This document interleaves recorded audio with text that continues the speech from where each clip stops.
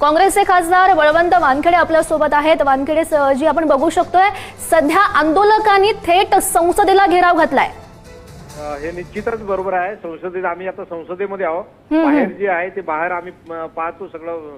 तर ते संसदेच्या आजूबाजूला सर्व विद्यार्थी गोळा झालेले आहेत आणि त्यांच्यावर आता लाठीचार्ज, त्यांच्यावर हे फवारा, पाण्याचा मारा हे सगळे सातत्यानं करत आहेत। आता ही जी यंत्रणा आहे इथली सुरक्षा यंत्रणा, ती सुरक्षा यंत्रणा ही वारंवार त्या मुलांच्या अंगावर पाण्याचे फवारे हे करत आहेत।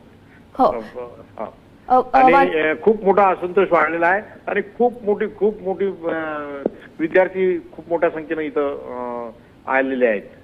हो, तुम्ही म्हणताय तुम्ही संसदेमध्ये आहात, नेमकी काय परिस्थिती सध्या उद्भवलेली आहे आणि खरं बघायला गेलं तर पोलिसही सध्या अशोधरांच्या मारा करतायत या आंदोलकांवर। या संदर्भात आम्ही